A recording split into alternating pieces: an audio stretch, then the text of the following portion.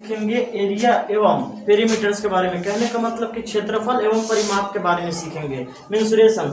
तो देखो बच्चों, क्षेत्रफल और परिमाप कोई बहुत बड़ा चीज नहीं है, बहुत आसान तरीके से तुम लोग को सिखाएंगे क्षेत्रफल एवं परिमाप। तो देखो बच्चों, किसी भी शेप का क्षेत्रफल एवं परिमाप निकालने के लिए हमें उसके लिए फॉर्मूला चाहिए। फॉर्मूला तुम लोग को आसानी से सिखा देंगे कैसे होता है। तो ध्यान से देखना बच्चों, क्षेत्रफल और परिमाप हम दो तरीके के निकालते हैं। सबसे पहले नंबर पर ध्यान देना, एक हमारा होता है जैसे area, AREA, area and perimeters, PERIMETERS। इसको हम लोग हिंदी में क्या बोलते हैं बच्चों? क्षेत्रफल एवं परिमाप। क्या बोलते हैं बच्चे?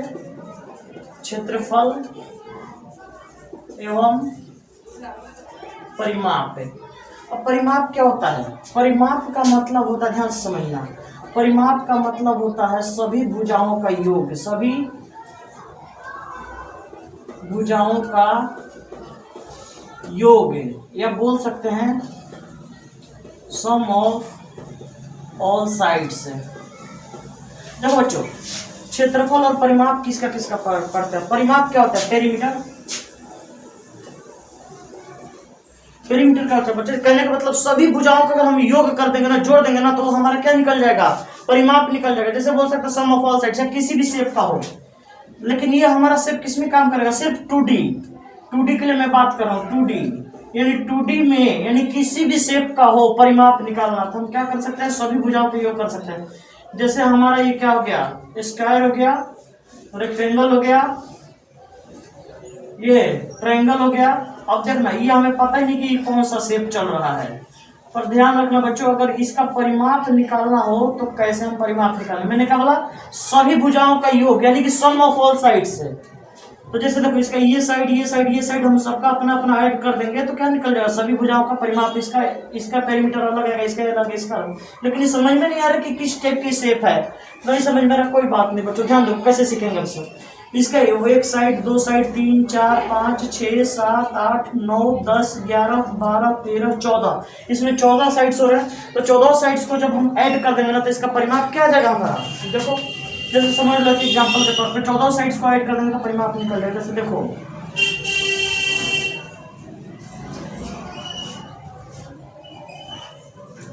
ये शेप है हमारा, तो ये 5 मीटर, ये 2 मीटर, ये 1 मीटर, ये 4 मीटर, ये 3 मीटर, ये 2 मीटर, ये 9 मीटर, ये 8 मीटर, ये 7 मीटर, ये 2 मीटर, ये 5 मीटर, ये 3 मीटर। अब कहने मतलब इसका परिमाप क्या हो जाएगा? तो जोड़ो, 5 2 7, 7 1 8, 8 4 12, 12 3 15, 15 2 17, 17 9, 17 3 20, 6 26, 26 और 8, 26 34, 34, 34 और 7, 7 4 11, 41, 41 और 2, 43, 43 और 5, 48, 48 और 3, 51।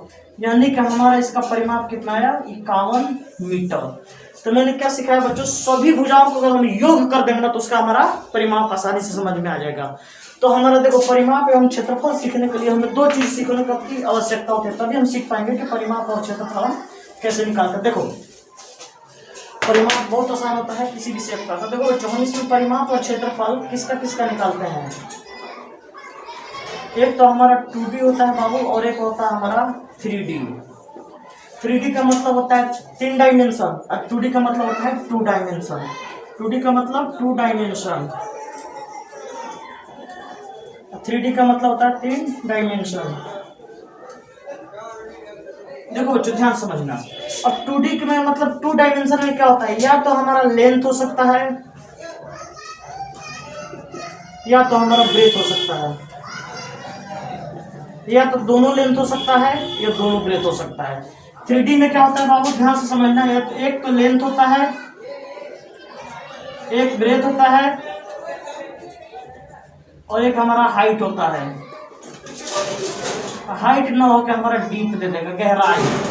तो कहने का मतलब कि हमारा 2D हमारा फिक्स है, जिसमें कहने का मतलब या तो हम ऐसे चल सकते हैं, समझ में आया? या तो ऐसे चल सकते हैं, यानी कि मतलब आगे चल सकते हैं या पीछे से चल सकते हैं। तो ये हमारा क्या हो जाता है? 2D। 3D में क्या हो सकता है? हम आगे भी चल सकते हैं, ऐसे भी जा सकते हैं, और हम बीच में से ऊपर से नीचे भी आ सकते हैं। तो कहने का मतलब हमारा क्या हुआ? 3D। 3D शेप में क्या होता है? जैसे एग्जांपल में समझना बच्चों तुम सब, ये हमारा एक क्या है? एक ईंट बना रहा हूँ बच्चों, ध्यान से देखना। तो ईंट में हमारा क्या होता है, ये हमारा क्या है, ब्रिक्स है, BRICKS। ब्रिक्स मतलब क्या होता है बच्चे, ईंट। तो ईंट में हमारा क्या होता है, एक तो हमारा लंबाई होता है, लंबाई हो गया कि ईंट का लंबाई कितना है, उसके बाद हमारा ईंट का हमारा क्या होता है, चौड़ाई होता है, ये हमारा लंबाई होता है, ये हमारा हिस्सा क्या हो जाता है, चौड़ाई, और ये वाला हिस्सा हमारा क्या हो जाता है, ऊंचाई। तो कहने का मतलब कि जिसमें लंबाई हो, चौड़ाई हो, ऊंचाई हो, वो हमारा 3D में आता है, और जिसमें सिर्फ लंबाई और चौड़ाई हो वो हमारा किस में आ जाएगा, 2D में आ जाएगा। जैसे मान लो कि एक हमारा सिंपल सा आयत ले लेते हैं, क्या है हमारा, आयत ले लेते हैं। आयत को अंग्रेजी में रेक्टेंगल बोलते हैं। तो रेक्टेंगल जब आयत लेंगे तो इसमें हमारे क्या है, सिर्फ एक लंबाई है और एक चौड़ाई है। तो ये सिर्फ क्या है, चौड़ाई, और ये क्या हमारा, लंबाई। तो कहने का मतलब जिसमें एक चौड़ाई हो और एक लंबाई हो, या दोनों लंबाई हो या दोनों चौड़ाई हो, तो हमारा क्या आ जाएगा, 2D में आ जाएगा। और 3D में क्या आ जाएगा हमारा, जिसमें एक लंबाई हो, एक चौड़ाई हो और एक ऊंचाई हो, हमारा 3D कहलाता है। तो कहने का मतलब एरिया अगर पेरीमीटर सीखना हमें तो दो तरीके से सीखते हैं, एरिया और पेरीमीटर। किसका किसका, या तो एक हम 2D में सीखेंगे या हम 3D में सीखेंगे। 3D के मैंने भी बताया तुम लोगों को, 3D में 3 डायमेंशन होता है, जिसमें लंबाई होता है, चौड़ाई होता है और ऊंचाई होता है। और 2D में सिर्फ 2 डायमेंशन होता है, एक लंबाई होता है और एक चौड़ाई होता है। जैसे कहने का मतलब कि एक व्यक्ति है और एक आगे जा रहा है फिर पीछे आ रहा है, तो ये हमारा किस में चल रहा है, 2D में चल रहा है। लेकिन उसे चतुर व्यक्ति है, वो आगे की तरफ भी जा रहा है, पीछे की तरफ भी जा रहा है, फिर आगे सामने की तरफ भी आ रहा है और इधर भी इस तरीके से आ रहा है। तो कहने का मतलब आगे है, पीछे है, लंबाई के इस तरीके से। लेकिन वो व्यक्ति जो तीसरा वाला है वो ऊपर की तरफ भी उठ रहा है। तो कहने का मतलब आगे पीछे आए और ऊपर उठे, तो जिसमें 3 डायमेंशन हो जाए वो हमारा 3D कहलाएगा, जिसमें 2 डायमेंशन हमारा 2D कहलाएगा। तो पहले हम सीखेंगे 2D के बारे में, उसके बाद हम 3D के बारे में सीखेंगे। तो एरिया एंड पेरीमीटर निकालना आसानी से 2D के बारे में सीखेंगे। आज हम एरिया एवं परिमाप सीखेंगे। तो पहले ये समझ लो बच्चों कि 2D में कौन कौन से हमारा फिगर्स आते हैं। ध्यान से, टॉपिक चल रहा है एरिया एंड पेरीमीटर्स की। एरिया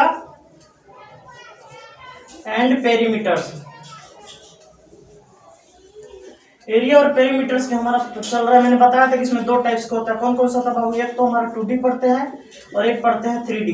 तो आज हम सीखेंगे सिर्फ 2D के बारे में सीखेंगे, 3D वाला हम नेक्स्ट क्लास में सीखेंगे। ठीक है बच्चों, तो ध्यान रखना, 2D के बारे में सीखेंगे। देखो 2D में हमारा कौन कौन सा शेप होता है।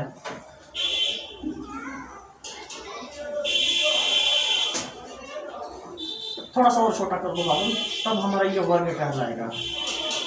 इसको हम बोलते हैं स्क्वायर, SQUARE। स्क्वायर को हम लोग हिंदी में बोलते हैं वर्ग। ठीक है बच्चे, तो इसका एक भुजा को हम क्या बोलते हैं, साइड। साइड मतलब होता है एक भुजा, साइड मतलब एक भुजा। इसमें प्रत्येक भुजा आपस में क्या होता है, बराबर होता है। कहने का मतलब बच्चे ये भी साइड, ये भी साइड, ये भी साइड और ये भी साइड। तो साइड मतलब एक भुजा, इसको अंग्रेजी में स्क्वायर बोला जाता है, हिंदी में वर्ग कहते हैं। और वर्ग का प्रत्येक कोण 90 डिग्री का होता है। वर्ग का प्रत्येक कोण 90 डिग्री का होता है। तो पहले नंबर पे वर्ग समझ लो। ठीक है बच्चों, तो ध्यान से समझना। वर्ग, अगर हमें वर्ग का क्षेत्रफल निकालना हो तो कैसे निकालते हैं, फॉर्मूला होता है भुजा गुने भुजा। अंग्रेजी में लिखते हैं area of square, area of square. तो फॉर्मूला होता है साइड इंटू साइड। यदि किसी एक भुजा, वर्ग की एक भुजा 10 मीटर दिया तो उसका क्षेत्रफल कैसे निकालेंगे। तो चलो सोल्व करो। तो मैंने क्या फॉर्मूला सिखाया, वर्ग की एक भुजा 10 मीटर है। वर्ग की एक भुजा 10 मीटर है तो क्षेत्रफल ज्ञात करें। देखो बच्चे ध्यान से समझना क्वेश्चन को। तो वर्ग का एक भुजा 10 मीटर है, तो चलो इसका फॉर्मूला लिखो। अभी मैंने ऊपर फॉर्मूला लिखा है ना, तो एरिया ऑफ स्क्वायर, अच्छा वर्ग का क्षेत्रफल लिखेंगे। वर्ग का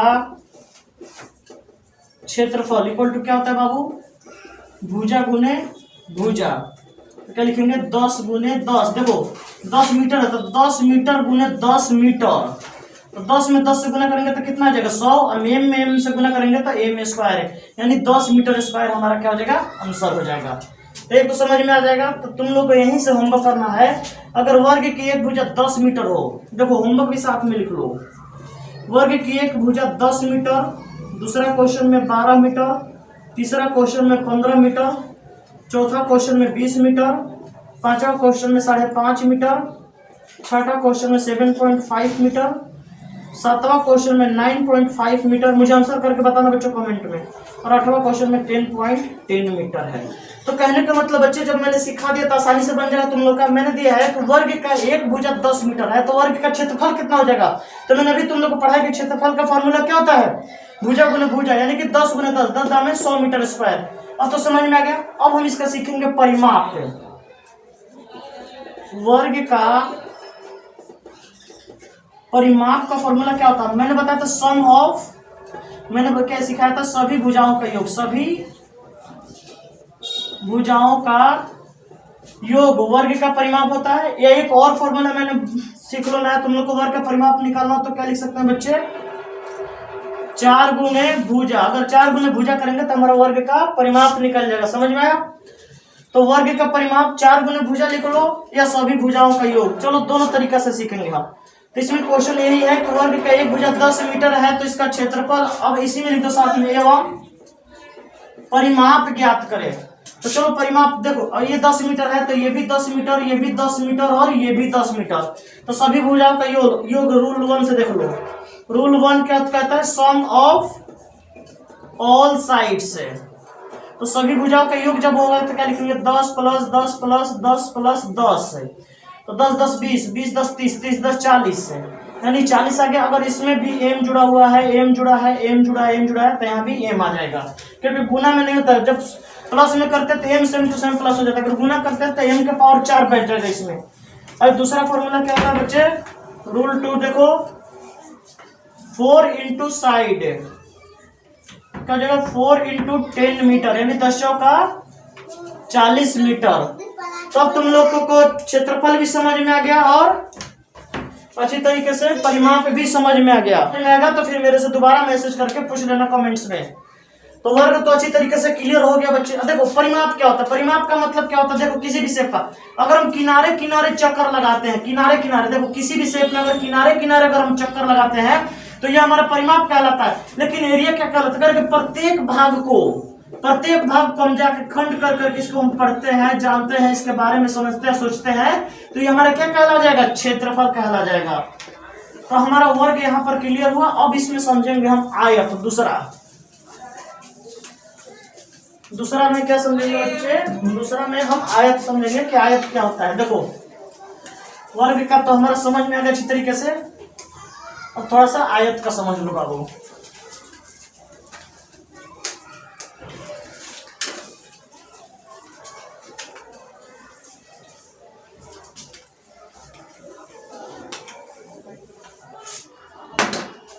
देखो आयत सीखो जल्दी से, क्षेत्रफल एवं परिमाप। पहले नंबर पे वर्ग सीखा, दूसरे नंबर पे हम क्या सीखेंगे, आयत। मैंने वर्ग में क्या सिखाया था बच्चों, वर्ग में सभी प्रत्येक भुजा आपस में बराबर होते हैं तथा प्रत्येक कोण वर्ग का 90 डिग्री का होता है। लेकिन आयत में क्या होता है, ध्यान से समझना, ये हमारा क्या है, आयत है। देखो इसका नाम है आयत, आयत। इसमें एक हमारा क्या होता है, लंबाई होता है।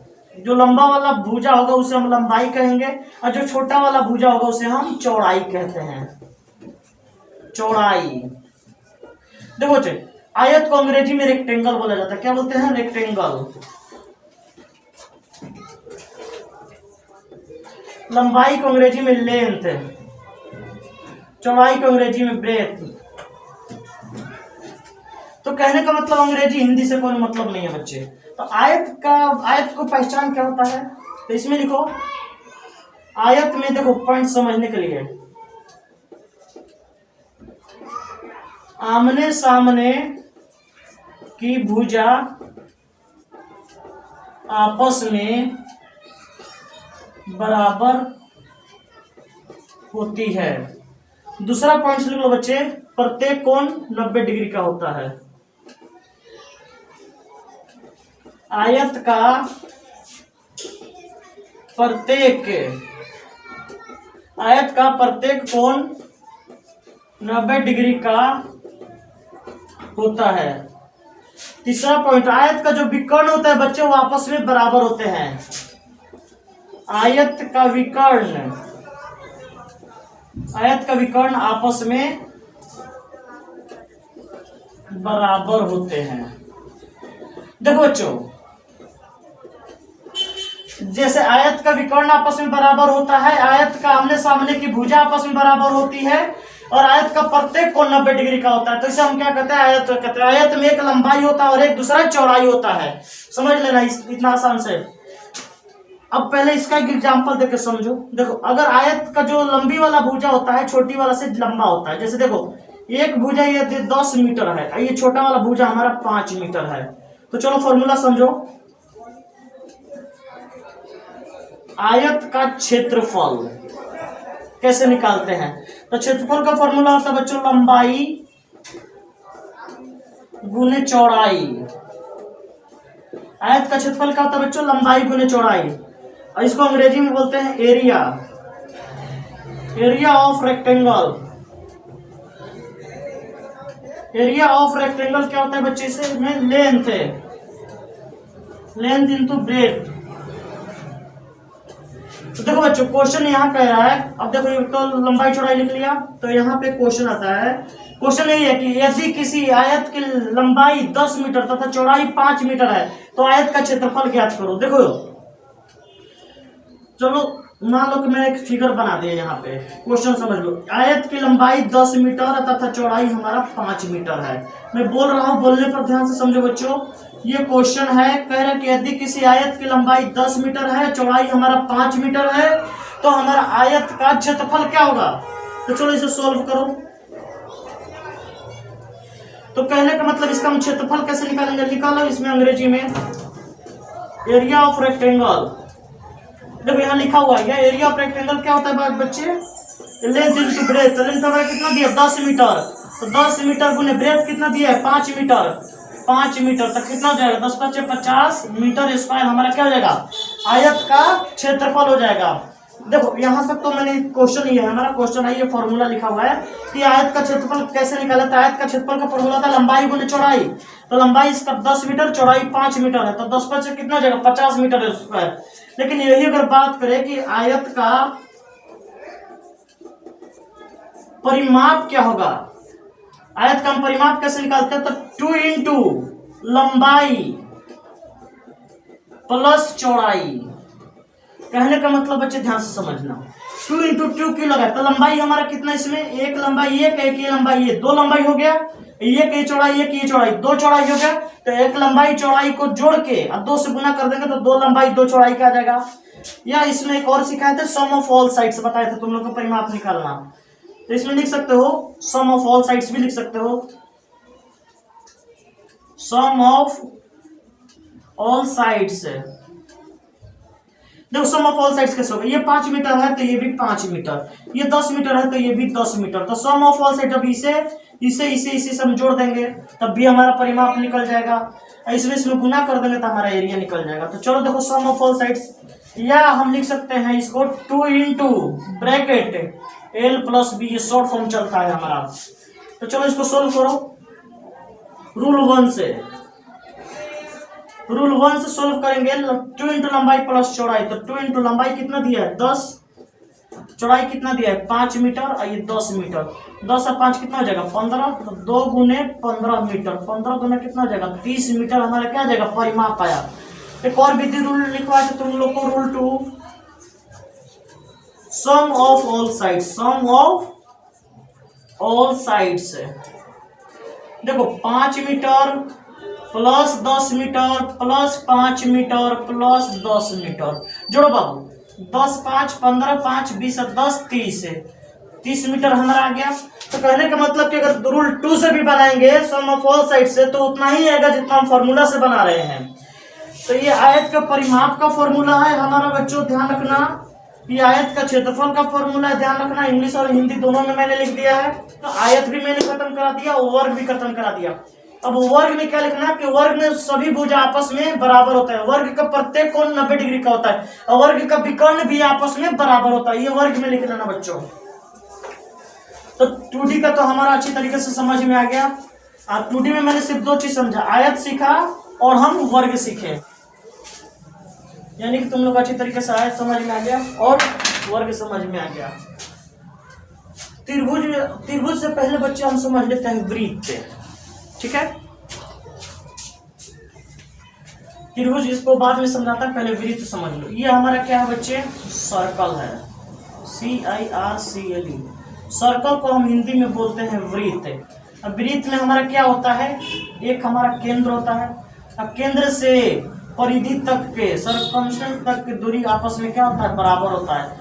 और ये देखना बच्चों की जो केंद्र से यहाँ वृत्त की जो दूरी बराबर हम माप रहे हैं, तो इसे हम क्या कहते हैं, त्रिज्या। क्या कहते हैं बाबू, त्रिज्या कहा जाता है। तो क्वेश्चन में ध्यान समझना, वृत्त की प्रत्येक त्रिज्या आपस में बराबर होती है। वृत्त की प्रत्येक त्रिज्या आपस में बराबर होती है। वृत्त की प्रत्येक त्रिज्या आपस में बराबर होती है। बार बार मैं बोल रहा हूँ बाबू, ध्यान रखना। अच्छा, वृत्त में कितनी त्रिज्या हो सकती है, तो वृत्त में अनगिनत त्रिज्या हो सकती है। वृत्त में कितनी त्रिज्या हो सकती है, तो वृत्त में अनगिनत त्रिज्या हो सकती है, ध्यान रखना। अब वृत्त की सबसे लंबी जीवा को क्या कहा जाता है, व्यास। वृत्त की सबसे लंबी जीवा को व्यास कहा जाता है। वृत्त की सबसे लंबी जीवा को व्यास कहा जाता है।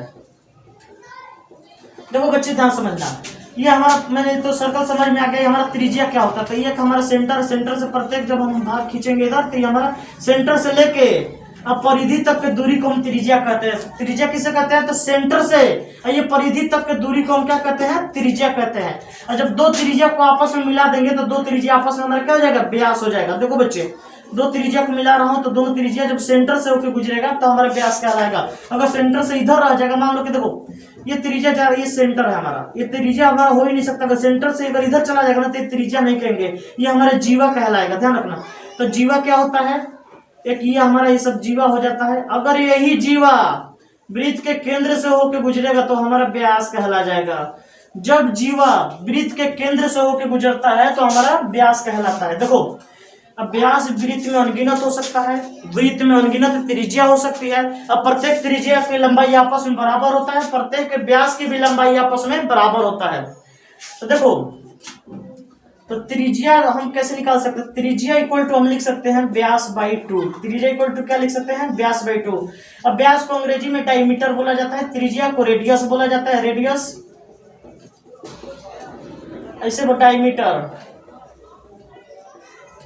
तो कहने का मतलब क्या हुआ बच्चों, ध्यान से समझना। अगर हमारा कोई वृत्त है और वृत्त का अगर ये हमारा डायमीटर है, क्या हमारा, ये हमारा डायमीटर है। अगर इसको त्रिज्या में बदलना है तो क्या करेंगे, हम केंद्र से 2 भाग में विभाजित कर देंगे, तो ये हमारे एक आर आ जाएगा और एक हमारे ये आर हो जाएगा। तो अच्छी तरीके से क्लियर समझ में आया कि वृत्त में हमारा 2 आर को मिलाने पे एक डायमीटर बनता है। तो देखो बच्चों, R इक्वल टू क्या लिख सकते हैं, D/2। ये हमारा यहाँ से फॉर्मूला हो गया। ये भी पॉइंट्स अच्छी तरीके से लिखना, और जितना मैंने पॉइंट्स, बहुत सारा पॉइंट्स तो बोला है, वो भी तुम देखो। वृत्त की प्रत्येक त्रिज्या आपस में बराबर होती है। वृत्त की सबसे लंबी जीवा को व्यास कहा जाता है। त्रिज्या होता है व्यास बाई 2। अब देखो इसमें होता क्या है, बनाते कैसे, अच्छी तरीके से इसमें समझना। तुम सब वृत्त है, समझ में आ जाएगा बाबू। देखो,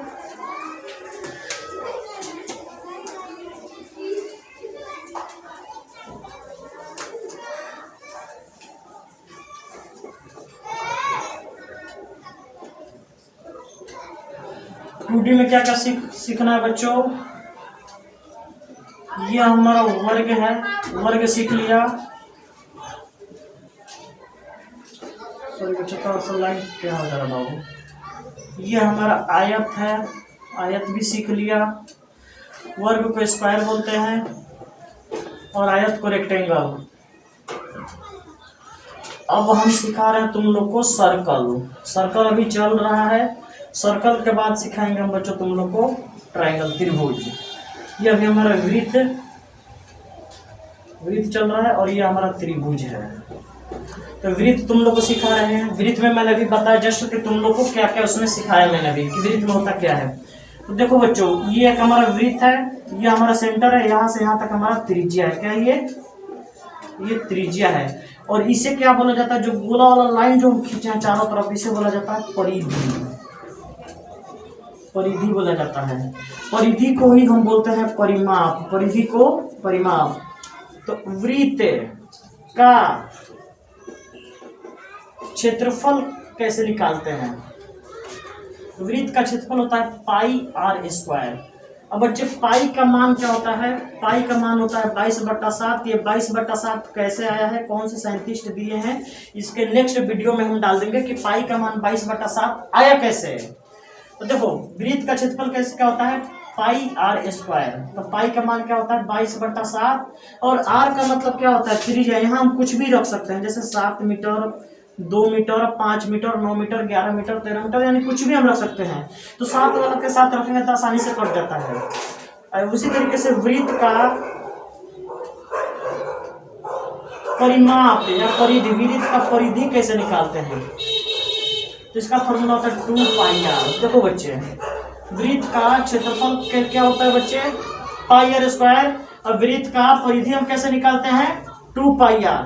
अगर क्वेश्चन देखो, यहां से आ जाएगा क्वेश्चन। देखो, यदि एक वृत्ताकार पार्क, यदि एक वृत्ताकार पार्क की त्रिज्या, यदि एक वृत्ताकार पार्क की त्रिज्या 7 मीटर है, तो यदि एक वृत्ताकार पार्क की त्रिज्या 7 मीटर है, तो उस वृत्त की,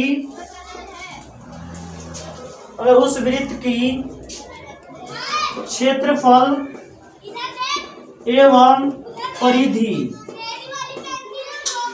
उस वृत्त की क्षेत्रफल एवं परिधि ज्ञात करें।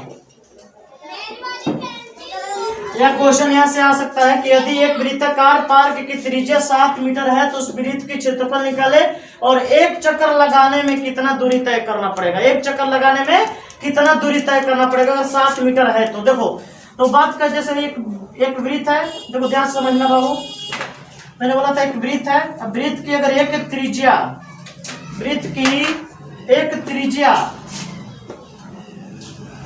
देखो एक हमारा वृत्त है बाबू, सॉरी बच्चे, देखो यहाँ देखो, एक हमारा वृत्त है। अब वृत्ताकार हमारा गोलाकार एक पार्क है, करके गोलाकार पार्क की त्रिज्या यहाँ से यहाँ तक जो दिया है वो 7 मीटर है। गोलाकार पार्क की त्रिज्या कितना है, 7 मीटर है।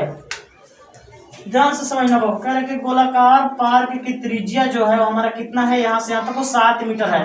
तो कह रहे कि एक चक्कर लगाने में, यहाँ से यहाँ तक एक चक्कर लगाने में कितना दूरी तय करना पड़ेगा, और इसका क्षेत्रफल क्या होगा। तो देखो, यदि एक वृत्ताकार पार्क की त्रिज्या 7 मीटर है, तो क्षेत्रफल या परिधि एक चक्कर दूरी ज्ञात करे। तो परिधि ज्ञात करें, 2 बार हो गया बाबू। देखो, दूरी ज्ञात करें तो सब में सेम बनाएंगे, तो क्वेश्चन होगा तो इसे हम हल करेंगे, यानी कि सोल्व हल करें। तो हल कैसे करेंगे, देखो, वृत्त का क्षेत्रफल क्या होता है, मैंने अभी सिखाया बच्चों। वृत्त का क्षेत्रफल क्या होता है, pi r square. Pi r square, r square का मतलब क्या होता है बाबू, देखो आर स्क्वायर का मतलब होता है आर गुना आर। तो पाई का मान मैंने बताया था बाबू 22/7 होता है। देख लो, पाई इक्वल टू कितना होता है, 22/7। ये यूनिट होता है, बस याद रखना। 22/7 आर कितना है, 7 मीटर गुने 7 मीटर लिख देंगे, आर स्क्वायर है ना फॉर्मूला। तो देखो, 7 से 7 कट गया, मीटर तो रहेगा। 22 में 7 लगना, 22 154। 1 मीटर 1 मीटर कितना, 154 मीटर स्क्वायर हमारा क्या है, क्षेत्रफल आया। यानी इस पार्क का क्षेत्रफल कितना हो जाएगा बच्चे, देखो इस पार्क का क्षेत्रफल हो जाएगा 154 मीटर। लेकिन कह रहे कि पार्क की कुल कितनी दूरी चक्कर लगाएंगे, तो उसे निकालते हैं हम। वृत्त की परिधि होता है 2πr। इसमें क्या हो जाएगा, 2 इंटू पाई का मान 22/7 गुने आर कितना हो जाएगा, 7। 7 से 7 कट जाएगा, तो 22 दूना कितना हो जाएगा, 44 मीटर। यानी कि अगर हम पार्क का एक चक्कर लगाएंगे, यहाँ से शुरुआत करेंगे और पार्क का हम एक चक्कर लगाते हैं तो 44 मीटर आएगा। अगर वृत्त के क्षेत्रफल निकालते हैं तो 154 मीटर स्क्वायर आएगा। तो मुझे लग रहा है कि वृत्त वाला अच्छी तरीके से टॉपिक समझ में आ गया। मैंने वहाँ पे ध्यान सीखो। अब तुम लोग अच्छी तरीके से मैंने वृत्त भी कंप्लीट करा दिए। तो वृत्त में क्या कहता है, देखो मैं अंग्रेजी में लिख दूं बाबू, एरिया ऑफ सर्कल, क्या लिखेंगे, ARE, एरिया ऑफ सर्कल। इसमें लिखेंगे circumference, CIRCUMFERENC, circumference of circle. देखो जिसका जो परिधि हो जाता है ना हमारा सरकमफ्रेंस कहलाता है, सरकमफ्रेंस कहते हैं इसको, ध्यान रखना। तो सरकमफ्रेंस ऑफ सर्कल हो जाएगा 2πr, इसमें हो जाएगा πr²। तो यदि वृत्ताकार क्षेत्रफल है, ये सब परिधि सरकमफ्रेंस है, क्षेत्रफल एरिया कहते हैं, वृत्त को सर्कल कहते हैं, हल करना को सोल्व कहते हैं। सबका तो मैंने इंग्लिश हिंदी दोनों बता दिए। सिर्फ वृत्त भी समझ में आ गया, स्क्वायर भी समझ में आ गया और रेक्टेंगल भी समझा दिए तुम। वास्तव में त्रिभुज क्या होता है, त्रिभुज का मतलब क्या होता है, तीन भुजाओं से घिरे हुए क्षेत्र को त्रिभुज कहते हैं। तीन भुजा कौन कौन सा है, एक ये भुजा, एक ये भुजा और एक ये भुजा। ये जितना भी क्षेत्र हमारा घिरा हुआ है तीन भुजा से, उसे हम क्या कहेंगे, त्रिभुज। चतुर्भुज क्या होता है, चार भुजाओं से घिरे हुए क्षेत्र को चतुर्भुज कहते हैं।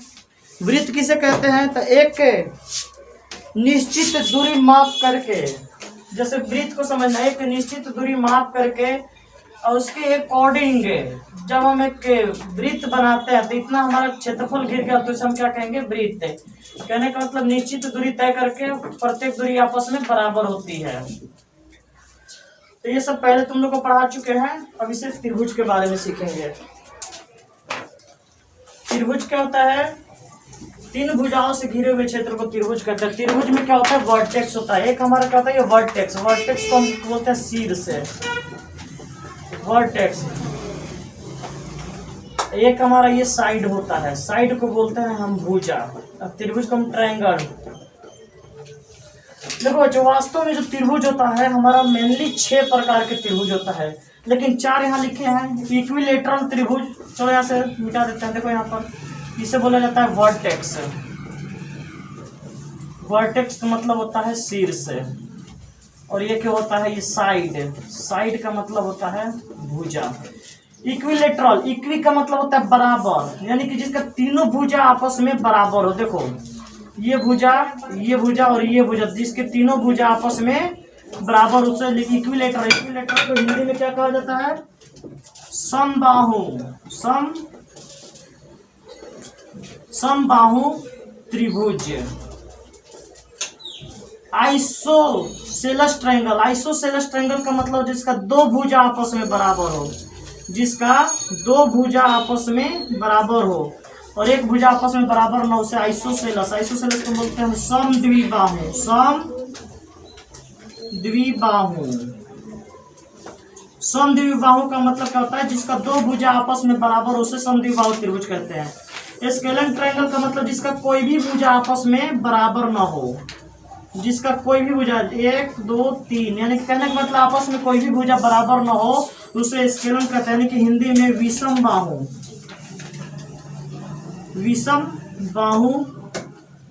विषम बाहु त्रिभुज। अभी मैंने तुम लोग को बताया था कि त्रिभुज हमारा 6 प्रकार का होता है, लेकिन इसमें तो 4 ही दिया है ना, तो अभी 5वां 6वां बता रहा। राइट एंगल ट्रायंगल, इसका मतलब होता है समकोण त्रिभुज। समकोण त्रिभुज में होता है एक कोण हमारा 90 डिग्री का। मैं डेफिनेशन किसी का नहीं लिख रहा बाबू, जिसमें एक कोण हमारा 90 डिग्री का, उसे समकोण त्रिभुज कहते हैं। हिंदी में इसका समकोण त्रिभुज। फिर से ध्यान से समझ लो तुम सब। मैंने अभी बताया कि त्रिभुज हमारा 6 प्रकार का होता है। कौन कौन सा, equilateral triangle, isosceles triangle and scalene triangle और राइट एंगल ट्रायंगल। यानी कि मेनली हमारा टोटल 6 होता है, 4 इसमें दिया है। इक्विलेटर किसका कहते हैं, जिस त्रिभुज का तीनों भुजा आपस में बराबर हो उसे इक्विलेटरल कहा जाता है। आइसोसेलेस, जिसका दो भुजा आपस में बराबर हो उसे आइसोसेलेस कहेंगे, और जिसका कोई भी भुजा आपस में बराबर न हो उसे हमारा स्केलन या फिर विषम बाहु त्रिभुज। राइट एंगल त्रिभुज किसे कहते हैं, जिसका एक भुजा 90 डिग्री का, उसे राइट एंगल ट्रायंगल कहते हैं। Acute, ACUT, acute angle triangle, यानी हिंदी में होता है न्यून कोण त्रिभुज। न्यून कोण त्रिभुज, न्यून कोण त्रिभुज का मतलब जिसमें एक भुजा 90 डिग्री से हम कम बनाते हैं। न्यून कोण त्रिभुज में क्या हो जाएगा, जैसे एक भुजा हम 90 डिग्री से हम कम बनाएंगे वो हमारा क्या कहलाएगा, न्यून कोण त्रिभुज। ये हमारा पांचवा हो गया। छठा क्या हो जाएगा, obtuse angle, OBTUAC, obtuse angle, ANGL, obtuse angle triangle. Obtuse angle triangle में क्या होता है कि जिसमें इसको हम हिंदी में क्या बोलते हैं, अधिक कोण त्रिभुज, अधिक कोण त्रिभुज। इसमें क्या होता है बच्चा, एक कोण हमारा 90 डिग्री से ज्यादा हो जाता है। देखो ध्यान समझना, ये हमारा 90 डिग्री से ज्यादा हो जाएगा। ये अगर 90 डिग्री का हो गया तो राइट एंगल ट्रायंगल में कहला जाएगा। तो हमें 6 पढ़ना, लेकिन हमारे इसमें 3 का अलग अलग फॉर्मूला होता है। देखो परिमाप को अगर निकालना हो किसी भी त्रिभुज का, अगर हम परिमाप निकालते हैं तो परिमाप हम कैसे निकालते हैं, सम ऑफ ऑल साइड। देखो बच्चे ध्यान से तुम सभी सीखना, अगर इसमें किसी भी शेप का परिमाप निकालना हो या किसी भी शेप का पेरीमीटर निकालना हो तो हम क्या करते हैं, सम ऑफ ऑल साइड से, यानी ये साइड ये साइड ये साइड जोड़ देंगे तो इसका परिमाप निकल जाएगा। इन तीनों का साइड जोड़ देंगे परिमाप निकल जाएगा, इन तीनों का जोड़ देंगे परिमाप निकल जाएगा। समझ में आया। अब जैसे मान लो कि ये दो साइड आपस में बराबर है, परिमाप निकल, ये 8 मीटर, ये 8 मीटर और ये 4 मीटर, तो परिमाप कितना हो जाएगा, 8 8 16, 16 4 20, तो परिमाप कितना हो जाएगा, 20 मीटर। यानी कि मैंने अभी बताया था कुछ देर पहले भी कि किसी भी शेप का अगर परिमाप निकालना हो तो क्या बोलते हैं, सम ऑफ ऑल साइड से। यानी इसमें देखो कितना टोटल त्रिभुज कितने प्रकार का होता है, 6। कौन कौन सा, समबाहु त्रिभुज इक्विलेटरल, समद्विबाहु आइसोसेलस, विषमबाहु स्केलर ट्रायंगल, उसके बाद समकोण राइट एंगल ट्रायंगल, उसके बाद एक्यूट एंगल ट्रायंगल, न्यून कोण त्रिभुज, ऑब्ट्यूस एंगल ट्रायंगल यानी अधिक कोण त्रिभुज। अगर किसी भी त्रिभुज में अगर परिमाप निकालना हो तो क्या करेंगे, सम ऑफ ऑल साइड से। लेकिन एरिया अगर निकालना है तो कैसे निकालेंगे वो सीखो। अब देखो एरिया के लिए बच्चे सबको विभाजन करना पड़ेगा ना, तब ना समझ में आएगा। देखो इसका क्षेत्रफल याद कर लेना बाबू, क्षेत्रफल यानी एरिया होता है √3/4 गुने भुजा स्क्वायर। क्या होता है, अगर इक्विलेटरल ट्रायंगल का कहीं भी अगर क्षेत्रफल निकालना हो तो इसके लिए स्पेशल फॉर्मूला होता है √3/4 गुने भुजा स्क्वायर। अगर किसी भी समबाहु त्रिभुज का अगर हम क्षेत्रफल निकालेंगे तो फॉर्मूला क्या होता है, √3/4 गुने भुजा स्क्वायर, लेकिन √3/4 इंटू साइड स्क्वायर।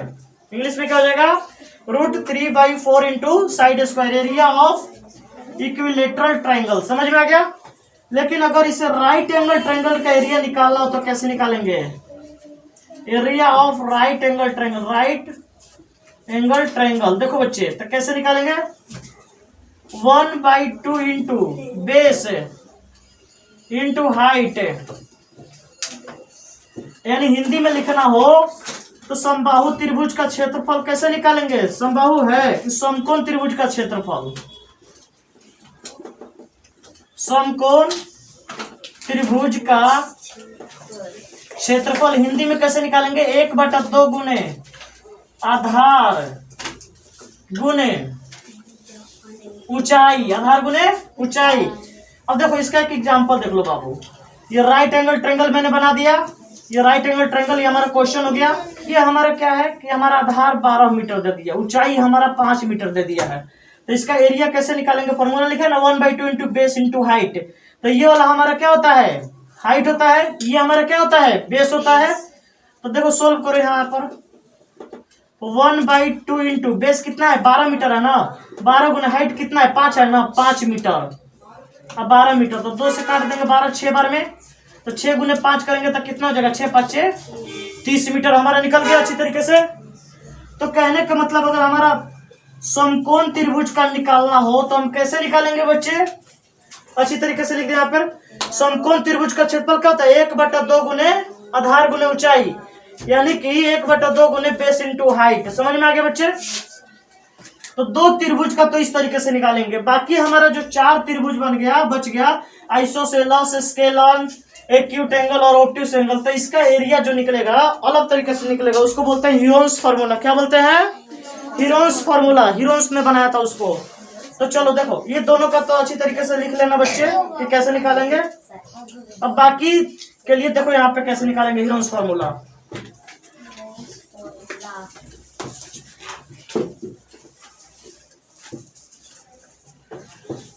देखो बाकी त्रिभुज के लिए हीरोज फॉर्मूला का प्रयोग करते हैं एरिया निकालने के लिए।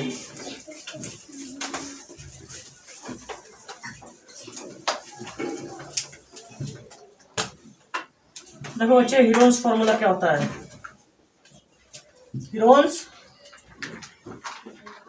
हीरोज फॉर्मूला किसके लिए आता है बच्चों? सिर्फ त्रिभुज के प्रकार निकालने के लिए। समझ में आया? त्रिभुज का अगर हम भुजा निकालेंगे, एरिया निकालेंगे, तो उसके लिए हम हीरोज फॉर्मूला निकालते हैं। अब जैसे देखो ये हमारा त्रिभुज है, ठीक है बच्चे। जैसे राइट एंगल ट्रायंगल और हीरोज फॉर्मूला पे बात करते हैं।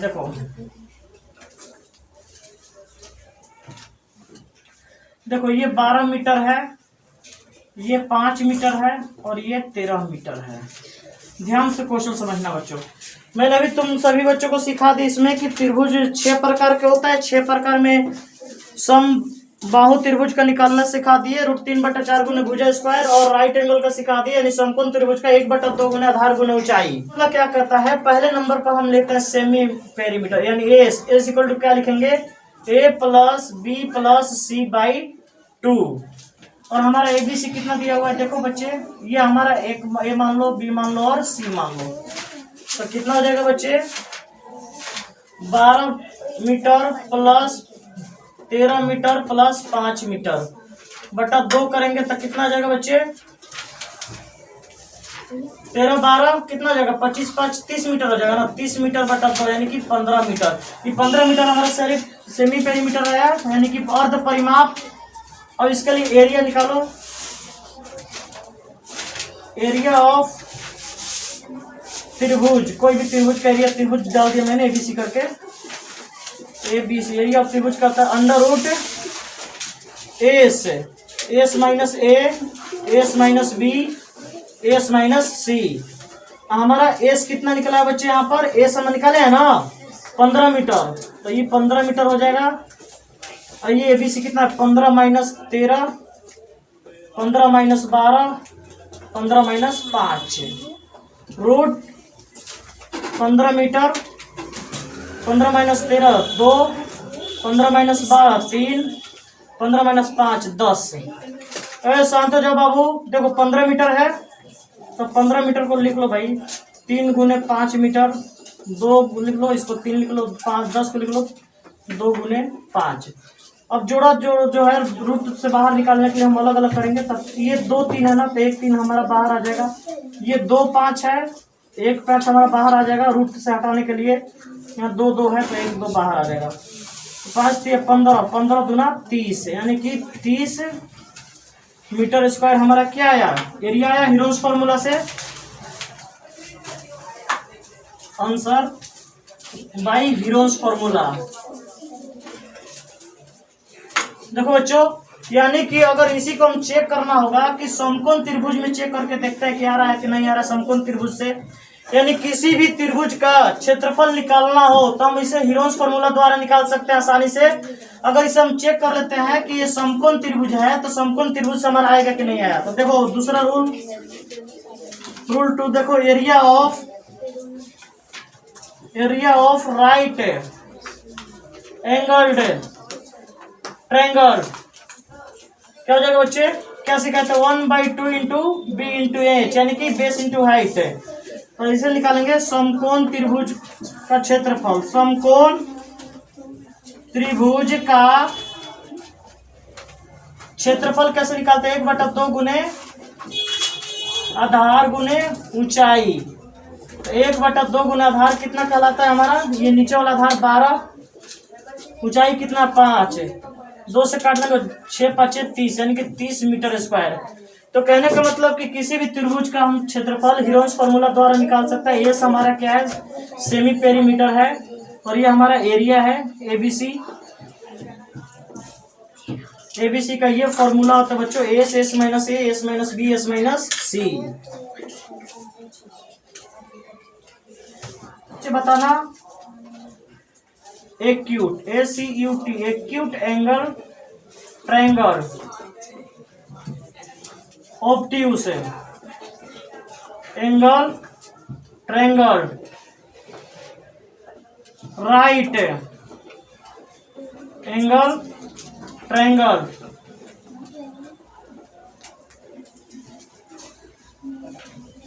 स्केलन, एंगल, ट्रायंगल,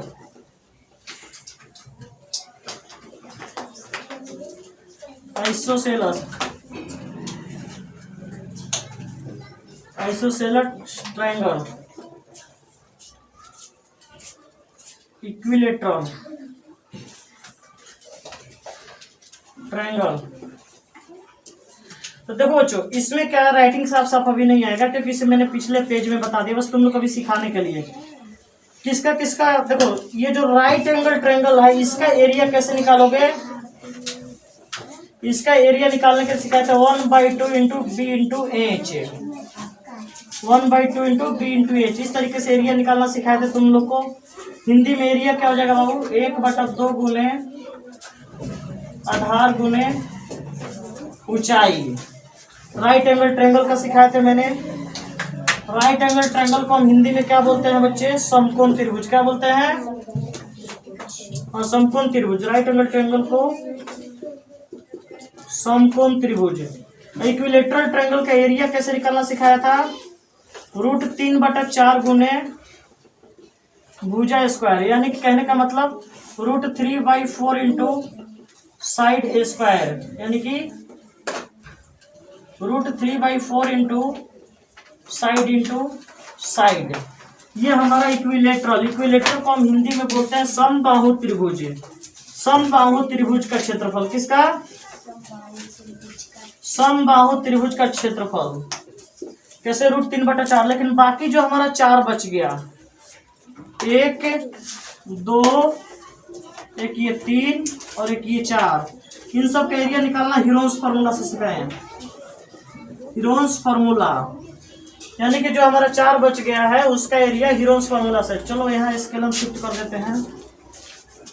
देखो राइट एंगल को नीचे लिख लो,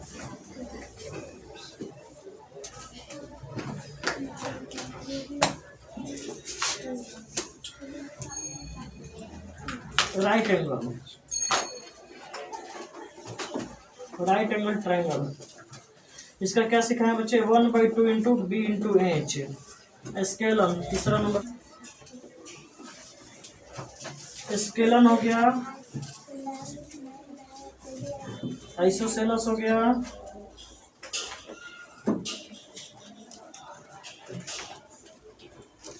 स्केलन आइसोसेलस, एक्यूट ऑब्ट्यूस, यानी मतलब न्यून कोण, अधिकोण त्रिभुज, विषम बाहु त्रिभुज, समद्विबाहु त्रिभुज। इन सब का एरिया निकालने के लिए कैसे सीखना है बच्चों, हीरोन्स फॉर्मूला से। हीरोन्स, इन सब का एरिया निकालेंगे हीरोन्स फार्मूला से, बाकी इन दोनों का एरिया अपना अलग चलता है। तो ये हमारा ट्रायंगल है। ट्रायंगल में हमारा वर्टेक्स होता है, क्या होता है, वर्टेक्स होता है, और ये साइड होता है। वर्टेक्स को हिंदी में हम बोलते हैं शीर्ष, साइड को बोलते हैं भुजा।